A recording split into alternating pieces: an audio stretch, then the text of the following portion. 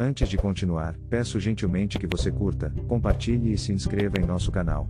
Ative o sininho das notificações para receber nossas atualizações em tempo real. Seu comentário é essencial, pois ajuda mais patriotas a terem acesso a essas informações importantes. Agradeço desde já a sua participação. A gente achava que, por isso o Brasil se dividia entre PT e PSDB na estratégia das tesouras, né? No momento onde você teve as redes sociais, onde as pessoas puderam falar, e você olhou e falou assim, e esse cara aí, esse Paulo Figueiredo, esse cara fala as coisas que eu penso. Você começa a se sentir à vontade para também falar, e surgem outros que pensam da mesma forma e vão falando, e a espiral do silêncio é rompida. E ela é rompida graças às redes sociais.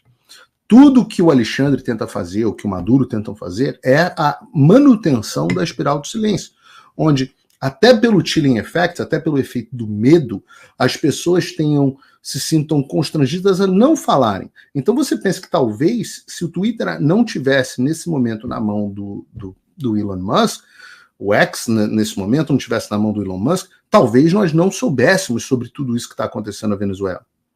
E eu digo isso porque nós não tivemos acesso a tanta informação nesse momento quanto nós tivemos na eleição passada. Certamente, nos Estados Unidos, a gente não conseguiu expor todas as fraudes que aconteceram no país por causa do bloqueio das redes sociais. Naquele momento, o X ainda estava na mão lá do Jack e daquela turma que abraçou, hoje a gente sabe, completamente a censura a pedido do Deep State de esquerda americano. Hoje isso já não existe mais. Hoje a população já sabe das fraudes. A outra ferramenta que ele ainda não encontrou uma forma de controlar foi o WhatsApp.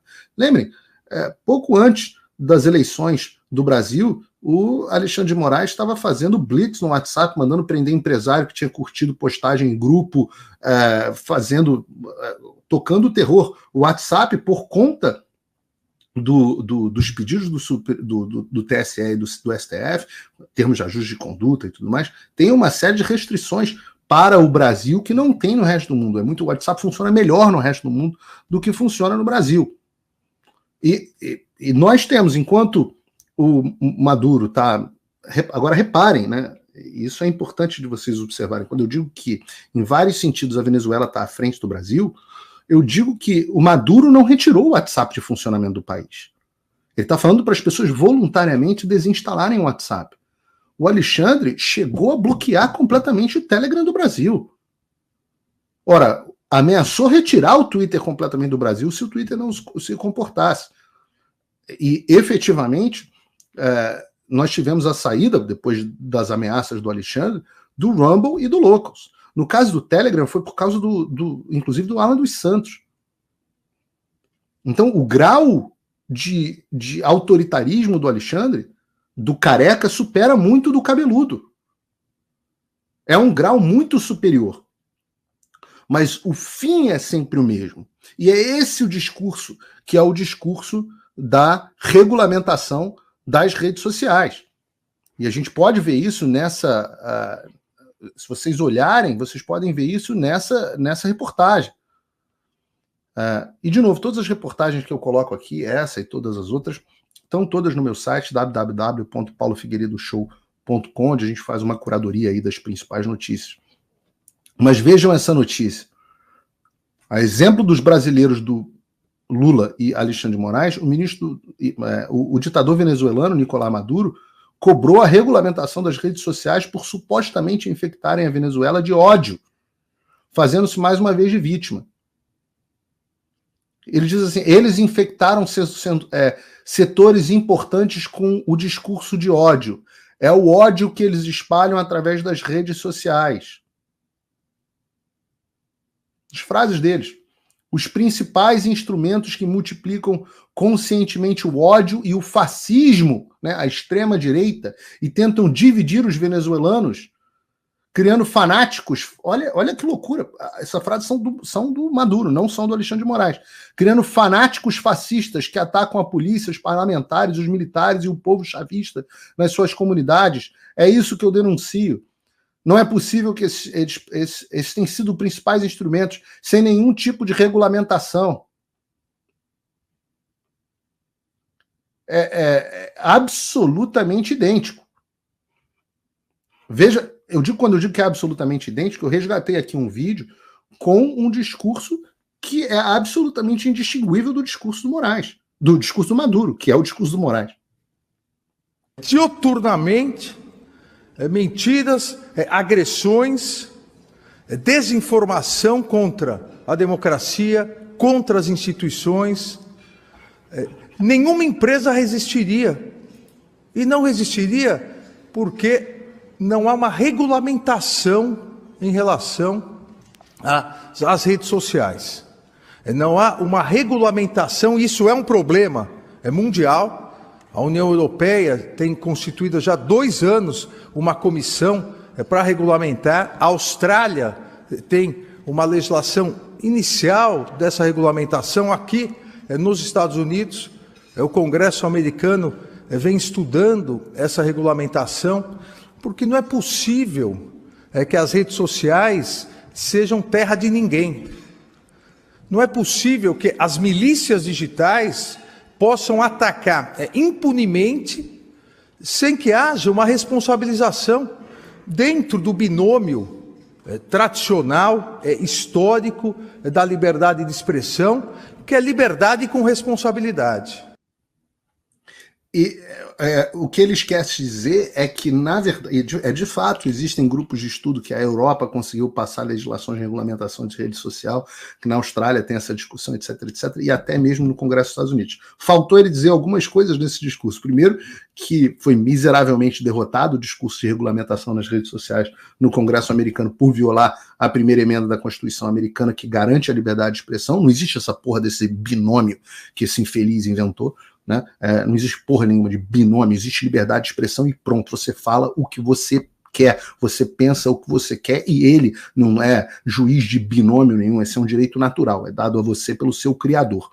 Mas, se vocês repararem, é a esquerda mundial que defende isso. Ora, aqui existe, Alexandre, uma rede de ditadores de esquerda no mundo inteiro há pelo menos 100 anos. Ora, isso é pacífico. Não há dúvida de que esses discursos acontecem. Repara, é quase idêntica a fala dele nesse sentido ao que diz o Maduro. O Maduro diz assim: vocês acham, como especialistas, que os Estados Unidos aceitariam isso que está acontecendo? É uma questão, eles permitiriam isso? É uma questão de segurança nacional. O discurso é absolutamente idêntico ao brasileiro. Absolutamente idêntico.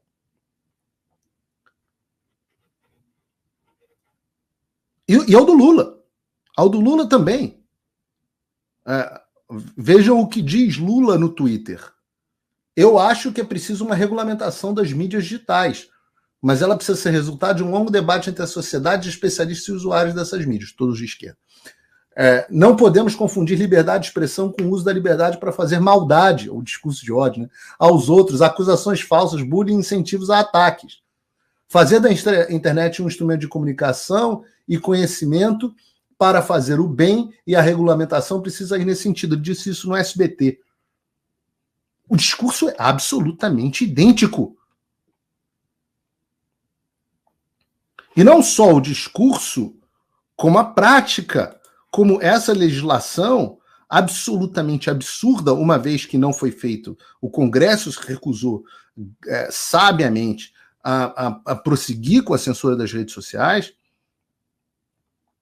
o Executivo resolveu fazer na canetada.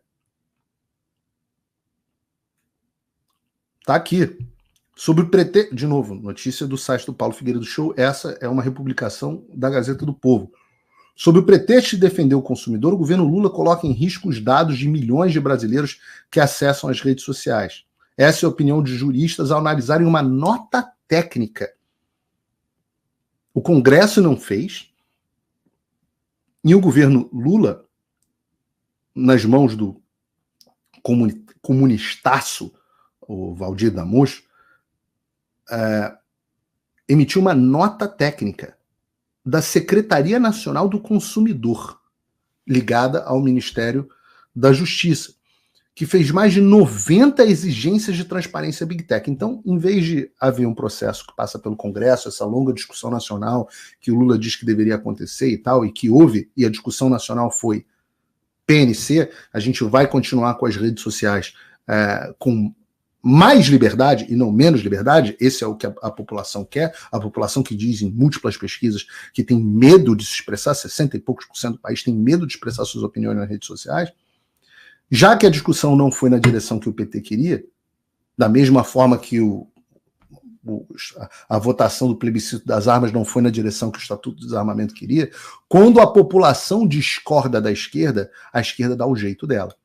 E ela fez através dessa bizarra nota técnica da Secretaria Nacional de Defesa do Consumidor.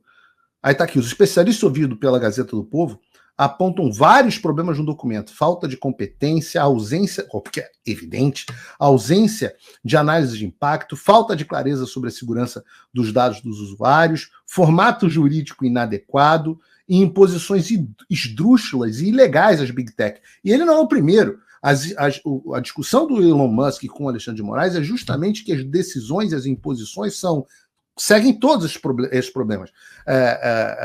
Falta de clareza, falta de segurança de dados, formato jurídico inadequado, ausência de análise de impacto, falta de competência. E se o Alexandre pode, por que o Vadir Damus, o secretário nacional do consumidor, que é um comunistaço, entre no pesquisa no perfil desse cara da Wikipedia que vocês vão ver o grau de comunistaço que esse cara é. Eles chamam de os especialistas da Gazeta do Povo, aberração legislativa. Ele fala assim, olha que loucura, imagina possibilitar que a empresa de telecomunicações crie uma API para que qualquer um pudesse ir lá e olhar o perfil do meu celular, quem me liga, quanto tempo fica, qual é a geolocalização desse celular. Diz Hélio Moraes, advogado e professor de Direito Digital. Olha que loucura, o governo exige que as Big Techs deem acesso à informação sobre os anúncios e perfis de usuários. O documento exige que a Big Tech crie duas APIs, que é a Application Programming Interface, interface de programação de aplicação, para disponibilizar informações relacionadas a anúncios publicitários e ao comportamento dos usuários nas redes sociais. Imagina. As APIs possibilitam a comunicação entre sistemas e, nesse caso, devem permitir que terceiros acessem parte dos dados da Big Techs. A primeira API cria 58 exigências das plataformas, algumas delas semelhantes, olha que gracinha, algumas delas semelhantes às que estavam presentes no PL das fake news, como as informações de segmentação de audiência, bababá. Essas exigências podem obrigar as Big Techs e as empresas que anunciam nelas, deixa a reportagem para a gente aqui, Bruno, o título que eu estou lendo a reportagem, e as empresas que anunciam nelas a rever parte das suas estratégias de venda. Quanto ao uso de inteligência artificiais em anúncios, o Ministério da Justiça exige que as Big Tech sinalizem conteúdos produzidos dessa forma. Já a segunda API é ainda mais obscura. Segundo juristas, pois o governo não deixa claro qual é o seu objetivo. Claro que deixa claro qual é o seu objetivo. Vamos ouvir. Essa interface permitirá que pesquisadores acessem o perfil de navegação de todos os usuários de uma rede social. Informações como a localização geográfica dos autores, histórico de navegação e possibilidade de recuperação de dados temporários, como stories ou mensagens instantâneas, devem ser disponibilizadas a empresas. O governo não explica quem terá acesso aos dados e como vai protegê-los.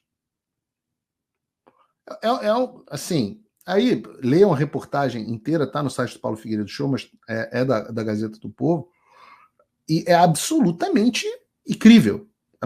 A reportagem é longa, absolutamente incrível. Outra questão intrigante é que o governo apresentou todas essas exigências por meio de uma nota técnica.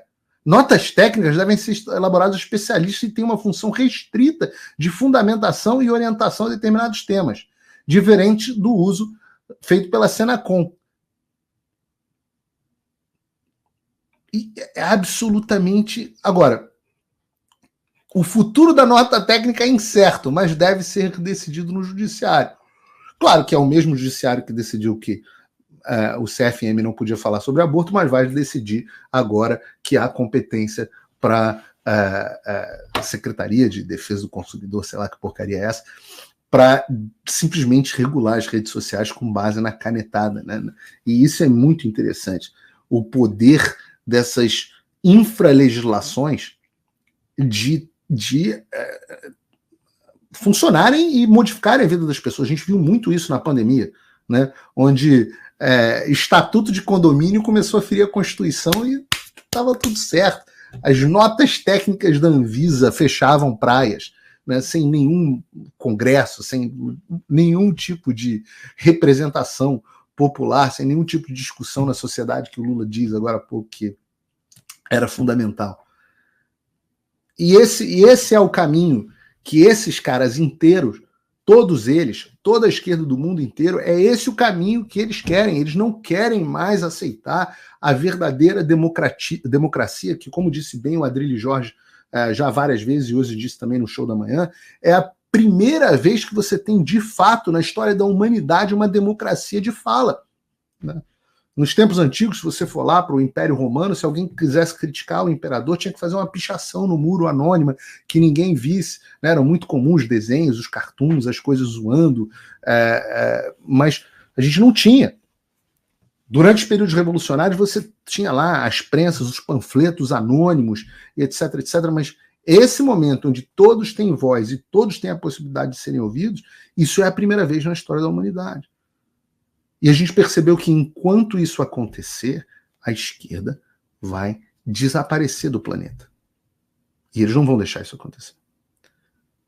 Por isso que para mim é absolutamente loucura, em um país onde nada é respeitado, onde existem acordos clandestinos entre o Tribunal Superior Eleitoral, o Supremo Tribunal Federal e as Big Tech. Lembrem, o Elon Musk disse, olha, eles clandestinamente queriam que eu fizesse censura das redes sociais, sem sequer vocês saberem e você achando que sou eu. Eu não tenho dúvida que a censura que eu estou sofrendo aqui, que o Fio Diário está sofrendo aqui, apesar das mais de 12 mil pessoas já nos acompanhando, que isso é fruto de acordos clandestinos do STF e do TSE com as empresas de rede social. Eu, inclusive, estou preparando aqui nos Estados Unidos, com os meus advogados, uma notificação extrajudicial nos Estados Unidos para entender por que o meu canal está sendo escondido, né? Aliás, eu peço a você observar se está assistindo o programa, mas os vídeos do meu canal, que tinham 100 mil visualizações, passaram a ter 14, 15. O canal crescia, chegou a crescer 3, 4 mil pessoas por dia de número de inscritos, e agora não cresce mais. E quando você vai ver o número de recomendações, os meus vídeos são recomendados para 3% das pessoas no YouTube, que não são inscritos no canal. Então eu falo, vê se você está inscrito e ativa as notificações, caso contrário eu não vou aparecer para você, mesmo que você adore o Paulo Figueiredo Show. Eu também não coloco tanto conteúdo assim, então é bom que você ative as notificações. Mas o mais preocupante dessa história inteira, né, é claro, essa notificação pode não surgir absolutamente nenhum efeito, mas é importante que a gente vá fazendo os registros e depois, para a gente responsabilizar eles, tanto aqui nos Estados Unidos quanto no Brasil. Mas há uma preocupação enorme com os seus dados. Porque você pode estar achando que está com o perfil Lero263248 e achar que você está anônimo, mas você está absolutamente exposto. As redes sociais têm, e elas fornecem às autoridades de bom grado, porque eles partilham da mesma ideologia, né? Eu tenho a informação de que há muitos recursos pendentes das redes sociais, do YouTube, do Twitter, etc., contra o Supremo Tribunal Federal, recursos esses que nunca são julgados, mas independente disso, e alguns deles não são julgados porque o André Mendonça, o filho da puta do André Mendonça, pede vistas desses processos, né? Essa indicação genial do Bolsonaro, terrivelmente evangélico, para o Supremo Tribunal Federal, mas as redes sociais, apesar desses recursos, elas adotam muitas vezes essa censura dos conservadores de bom grado, de muito bom grado.